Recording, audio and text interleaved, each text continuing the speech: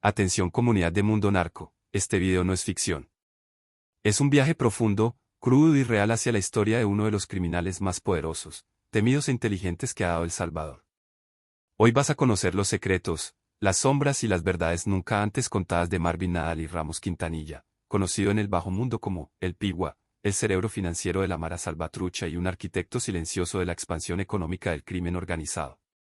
En el corazón del sistema penitenciario salvadoreño se encuentra el Centro de Confinamiento del Terrorismo, conocido como CECOT, una megacárcel construida por el gobierno de Nayib Bukele con el objetivo de encerrar a los peores delincuentes del país. Se trata de una prisión de máxima seguridad sin precedentes en la región, diseñada para controlar de forma absoluta a líderes de pandillas como la Mara Salvatrucha, MS-13 y la Pandilla 18. El CECOT no es una cárcel cualquiera. Es una fortaleza. Rodeada por muros de 11 metros de altura, cercas electrificadas, inhibidores de señal, 19 torres de vigilancia y miles de metros de concreto. Una estructura imponente que simboliza el fin de los privilegios en prisión y el inicio de una nueva era de control penitenciario extremo. Pero dentro de sus paredes de acero y concreto también habita el miedo, el silencio y el poder oculto. Porque entre los más de 12,000 internos se encuentra una figura que, incluso tras las rejas, continúa generando temor y respeto, el Pigua. Durante años, el Pigua no solo fue un pandillero más. Se convirtió en uno de los cerebros financieros de la MS-13. No lideraba desde la fuerza bruta, sino desde la estrategia, desde la inteligencia, desde el dinero.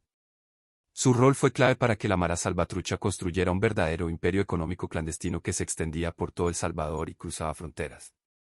El Pigua manejaba operaciones de lavado de dinero a gran escala.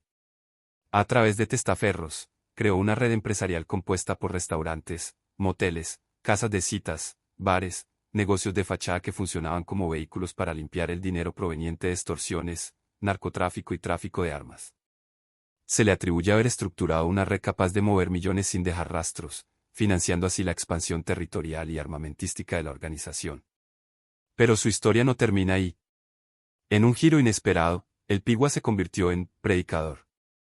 Adoptó una identidad religiosa, cursó estudios de teología, obtuvo el título de capellán y comenzó a predicar el evangelio en comunidades humildes.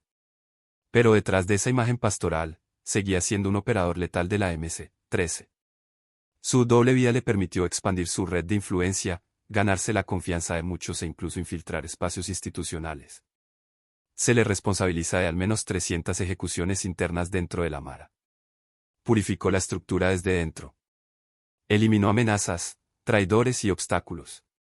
Lo hizo con sangre fría, como parte de una estrategia para mantener el orden, el miedo y la obediencia absoluta. En 2011, las autoridades salvadoreñas ejecutaron la Operación Yaqui, una de las más grandes ofensivas contra el crimen organizado en San Salvador. El objetivo, desmantelar una red de lavado de activos vinculada directamente a la MS-13. Más de 120 personas fueron arrestadas. Varias de ellas eran piezas clave del esquema financiero creado por el Pigua. Aunque estuvo en la mira de la justicia, logró evadir responsabilidades gracias a sus conexiones, su inteligencia y, según múltiples denuncias, su relación con figuras corruptas dentro del gobierno. En 2013, tras cumplir una condena de 15 años por tráfico de armas y lavado de dinero, el Pigua fue liberado. Pero lo más grave no fue su salida, sino que su liberación se dio gracias a un permiso especial otorgado por el entonces ministro de Defensa, David Munguía Payés. No solo fue excarcelado, también se le otorgó autorización para portar armas. Una decisión que generó indignación, pero que evidenció el poder que aún tenía sobre ciertos sectores del Estado. Ese mismo año, el Pigua tuvo un rol crucial en la llamada tregua entre el gobierno y las pandillas. Un pacto que, aunque redujo temporalmente los homicidios, fortaleció a las estructuras delictivas. La MS-13, bajo su influencia, recaudó más de $25 millones durante ese proceso. Dinero que fue canalizado para la compra de armas, sobornos y fortalecimiento logístico. Cuando la tregua colapsó en 2013, el Pigua no desapareció. Se replegó, ajustó estrategias y retomó su rol como operador financiero. Su influencia se expandió aún más. Se estima que estuvo detrás de más de 150 negocios ilegales en todo el país y que su red de colaboradores superaba las 20 personas. Hoy, preso en el CECOT, su figura sigue siendo relevante. Aunque está aislado, incomunicado y bajo vigilancia permanente, las estructuras que creó continúan operando. Su legado financiero aún respira. Sus métodos, sus enseñanzas, su estructura, todo permanece en funcionamiento gracias a las redes que estableció. Pero hay algo aún más inquietante. Documentos filtrados por agentes penitenciarios revelan que el Pigu ha logrado mantener una influencia espiritual dentro de la prisión. A través de cartas cifradas, mensajes codificados y visitas religiosas, ha transmitido instrucciones a grupos dentro y fuera de la cárcel. Se le vincula con la coordinación de ataques, la redistribución de poder interno y la asignación de roles a nuevos líderes emergentes que él mismo apadrinó desde el encierro. Además, informes periodísticos han demostrado que durante su etapa como supuesto líder religioso, logró infiltrarse en programas sociales de rehabilitación del Estado, lo que le permitió tener acceso a beneficios que no correspondían a su perfil criminal. Usó estas plataformas para seguir tejiendo su red, reclutar nuevos integrantes, y sembrar lealtades a largo plazo. Incluso se habla de su participación indirecta en la organización de una célula de defensa dentro del SECOT, conformada por pandilleros que simulan estar rehabilitados pero que responden únicamente a él. Esta estructura tendría como función proteger su integridad física y garantizar la continuidad de sus operaciones. La historia del Pigu no es la de un criminal común. Es la de un estratega, un arquitecto de redes ilegales que transformó a la Mara Salvatrucha en una estructura empresarial delictiva. Su visión va más allá de la violencia, es control, poder, manipulación, inteligencia. Este caso no solo expone el alcance de la MS-13, sino también las profundas grietas del sistema judicial, penitenciario y político en El Salvador.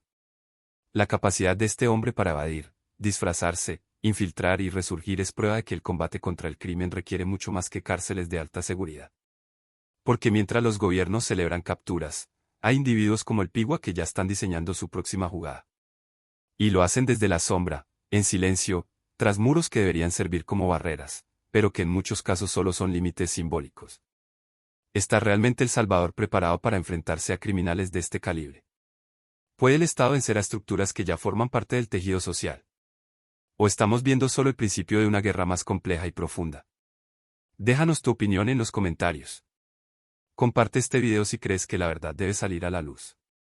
Y suscríbete a Mundo Narco. Aquí revelamos las historias que otros callan. Lo que nadie te dice. Lo que está ocurriendo ahora mismo, en las sombras del poder.